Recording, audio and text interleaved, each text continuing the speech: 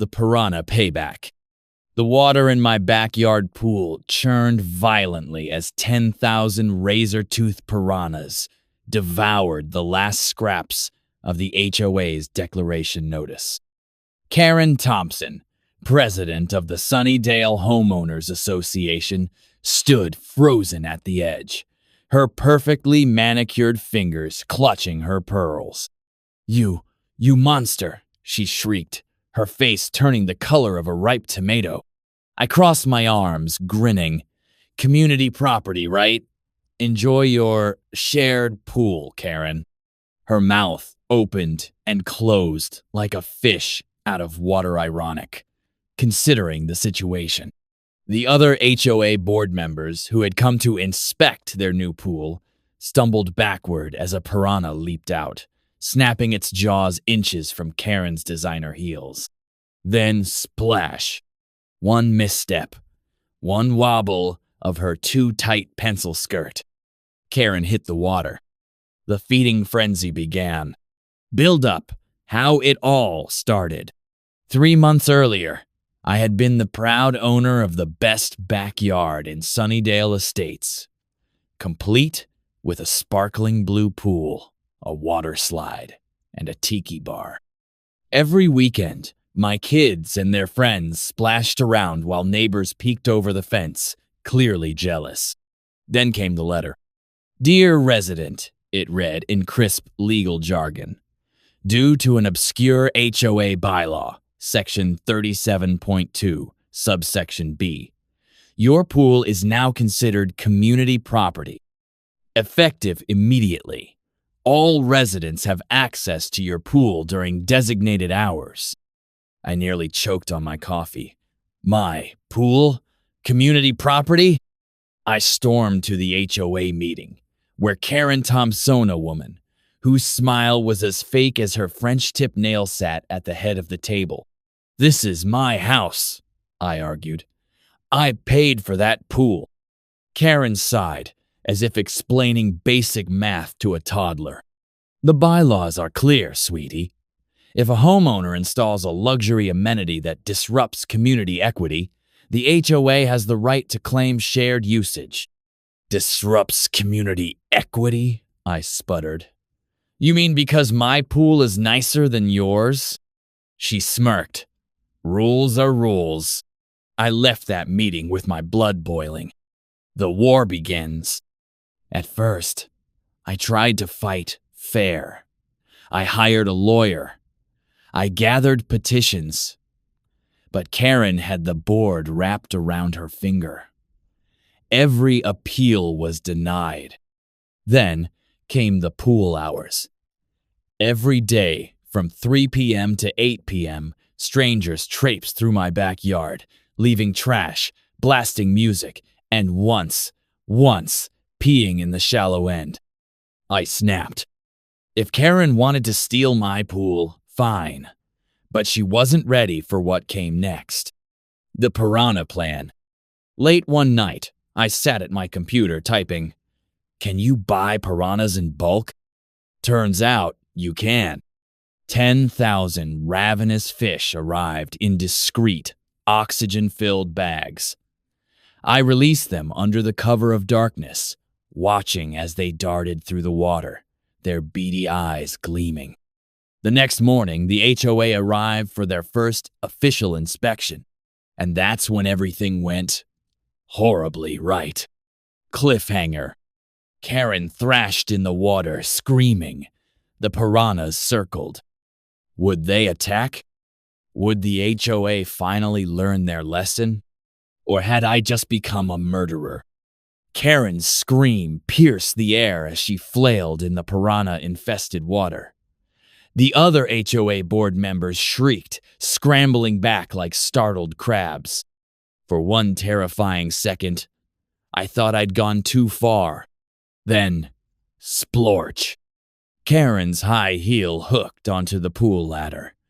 With a desperate yank, she hauled herself out, dripping wet, her designer blouse clinging to her like a second skin. The piranha snapped at her heels but missed. She collapsed onto the pavement, gasping. The pool water bubbled ominously. The HOA board stared at me, their faces a mix of horror and disbelief. I shrugged. You said it was community property. I just enhanced it. The aftermath. News spread faster than a grease fire. By sundown, the entire neighborhood knew about the piranha pool. The cops showed up first. Officer Jenkins, a tired-looking man who clearly hated HOA drama as much as I did, rubbed his temples as Karen sobbed about attempted murder. Ma'am, he sighed. The fish didn't actually bite you, but they could have, she wailed. I crossed my arms. They're vegetarian piranhas. Silence. Jenkins blinked. What? Yep, I lied smoothly. Special breed. They only eat, algae. And, paperwork. Karen's eye twitched. Liar! Jenkins peered into the pool. The piranhas, sensing movement, swarmed toward him, teeth glinting. He jerked back. Yeah, no. Those are definitely not vegetarian. The HOA strikes back. The next morning, I found another letter in my mailbox.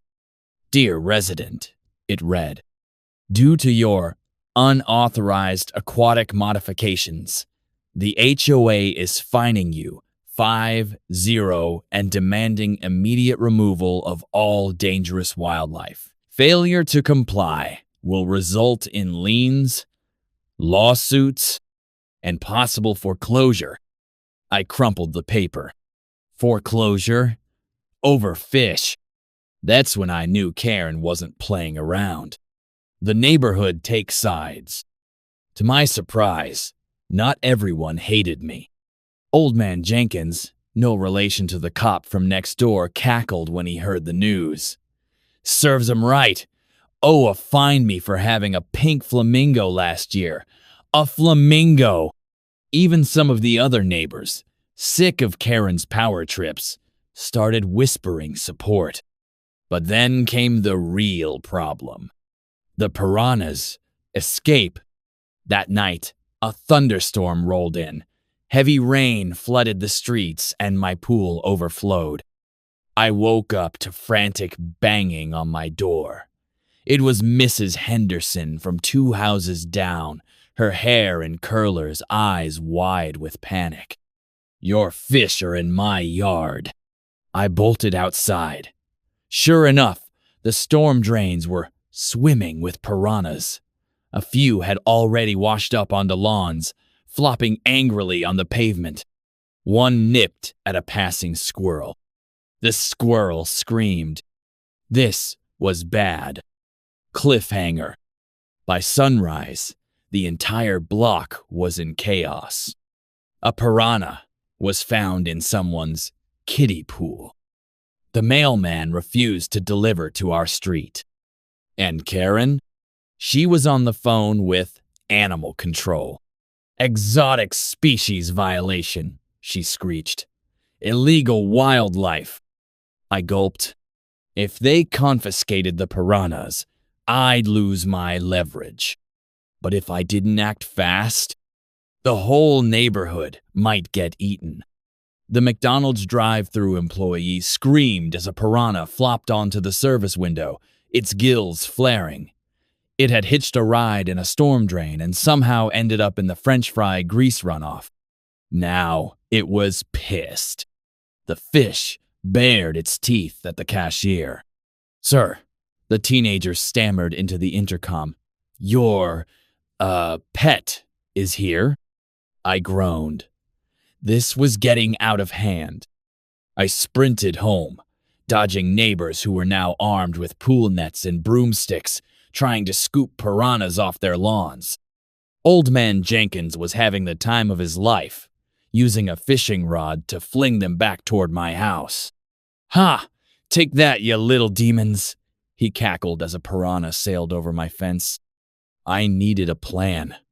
Fast. First step, containment. I grabbed every bucket, cooler, and kiddie pool I owned and started filling them with garden hose water. If I could gather the escapees before animal control showed up, maybe I could avoid federal charges. But Karen was already one step ahead. A black SUV with exotic animal response unit rolled onto our street. Karen stood triumphantly on her porch, arms crossed, smirking like she'd just won the lottery. "You're done," she called to me. "Federal offense, sweetie. Say goodbye to your house." I clenched my fists. She wasn't just after the fish. She wanted me gone. Then, a miracle happened. One of the agents bent down to inspect a piranha wriggling near the curb. Snap. Youch! He jerked back, blood dripping from his finger. The piranha had bitten him. Karen gasped. "See! Vicious creatures!" But then, the fish did something weird. Instead of attacking again, it wiggled toward Karen's prized rose bushes and started eating them. The entire street froze. One by one, the escaped piranhas turned and began devouring Karen's perfectly manicured garden. Her award-winning roses, her imported tulips, her precious HOA-approved shrubbery. Karen's face turned purple. "No, not the hydrangeas." The animal control agents exchanged glances.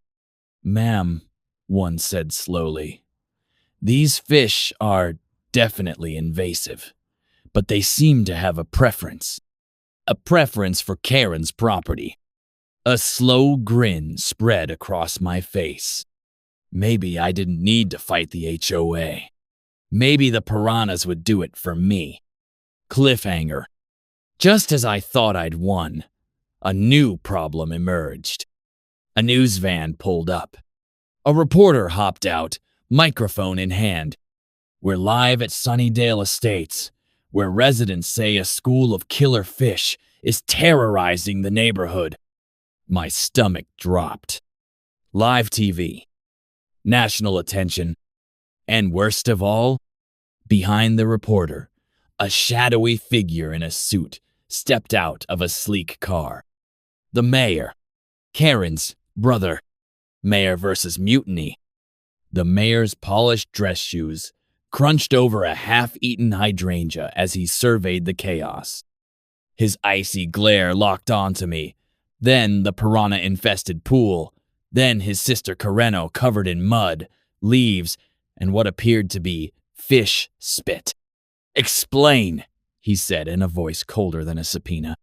Before I could speak, Karen lunged forward, pointing a shaking finger at me. "He's terrorizing the neighborhood with biological warfare." The news camera zoomed in. The mayor's eye twitched. And then the unthinkable happened. A piranha leaped from the pool and landed with a wet splat on his suit lapel. Silence. The fish blinked. The mayor blinked. Then it bit his tie clean in half. The mayor's ultimatum. 10 minutes later, I was seated at my own kitchen table, facing the most powerful man in the city, while his assistant dabbed at his tie with a monogrammed handkerchief. "Here's how this ends," the mayor said, his voice dangerously calm. "You remove the fish, today. Or I personally ensure you lose this house, get fined into oblivion, and possibly serve jail time for ecological sabotage." I swallowed. This had gone way beyond HOA drama. But then, thump, thump, thump. A crowd was gathering outside. The neighborhood rebellion. I opened my front door to a sea of angry Sunnydale residents, but they weren't angry at me. "We stand with the Piranhas," shouted Old Man Jenkins, waving a sign that read, "Ho, tyrants!" "They ate my ho violation notice," cheered Mrs. Henderson, hugging a bucket with 2 piranhas swimming inside. Even the mailman had joined the protest, holding a megaphone. I've been waiting 5 years for this rebellion. Karen turned beet red. Traitors! All of you! The mayor's jaw tightened. He hadn't expected this. The viral wild card. Then a teenager yelled, Guys, we're trending. TikTok, Instagram, Fox News. The Piranha Justice movement had exploded overnight. Memes of Karen screaming with a piranha photoshopped onto her head. A viral remix of Baby Shark, but with Karen Shark lyrics. An online fundraiser for legal defense for the fish who bit the mayor that had already hit 50K. The mayor's publicist whispered in his ear. His face paled. Bad press. Election year. He was trapped. The shocking turn.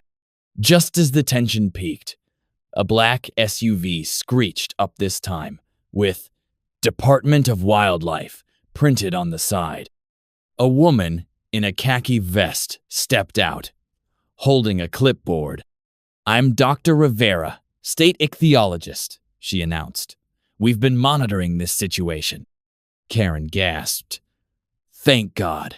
Arrest him. But the scientist walked straight past Harrand, knelt by the pool. Remarkable, she murmured. These aren't Pygocentris naturari. They're Cerasalmus elongatus, a protected species mistakenly sold as pets. Silence. Then, which means, she continued, it's illegal to remove them without state approval. Karen's scream could have shattered glass. Cliffhanger. The mayor's phone rang. He answered, and his face drained of color. The governor wants to... What? Dr. Rivera turned to me, eyes gleaming. Sir, how would you feel about your pool becoming a federally protected habitat? Behind her, Karen fainted onto her own ruined roses. The governor's helicopter descended onto my front lawn like the wrath of an angry god, blowing Karen's last surviving hydrangeas into the next zip code. Reporters, wildlife activists, and a baffled film crew from National Geographic swarmed the property. And in the middle of it all, my pool. Now, a federally recognized endangered species habitat. Karen, revived from her rosebush fainting spell, clutched the mayor's arm like a life raft. This is outrageous! You can't just nationalize someone's backyard. The governor, a silver-haired woman with the energy of a shark who'd scented blood, adjusted her sunglasses and smirked. Actually, we can, and we did. Then she turned to me. Congratulations, Mr. Henderson. Your pool is now a historical landmark. The ultimate revenge? The HOA bylaws never accounted for this. Fines? Invalid, you can't fine a protected wetland. Foreclosure? Impossible the state. Just eminent domain, Karen's authority. Karen's sanity? Gone. She rocked back and forth on her porch, muttering about fish rights activists and deep state landscaping. But the battle wasn't quite over. PETA's nuclear option. The next morning, a busload of protesters arrived, waving signs that read, HOA equals animal abusers, and Free the Piranha 10-0. PETA's lead attorney, a woman dressed in a piranha costume, handed me a lawsuit. We're suing the Sunnydale HOA for psychological trauma inflicted upon these innocent fish. I blinked. You're suing Karen on behalf of the piranhas? She nodded solemnly. They were forced into a hostile living environment. That's cruelty. Karen's scream could be heard 3 counties over. The final twist.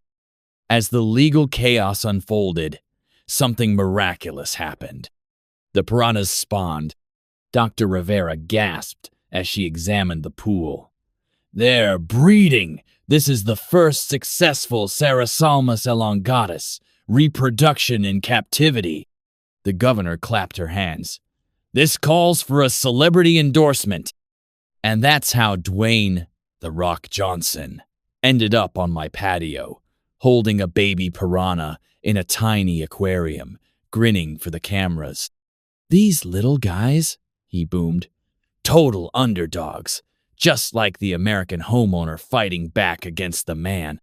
Karen, now under 3 separate lawsuits, could only watch in horror as her own brother, the mayor, shook The Rock's hand and announced, effective immediately, Sunnydale Estates is dissolving its HOA.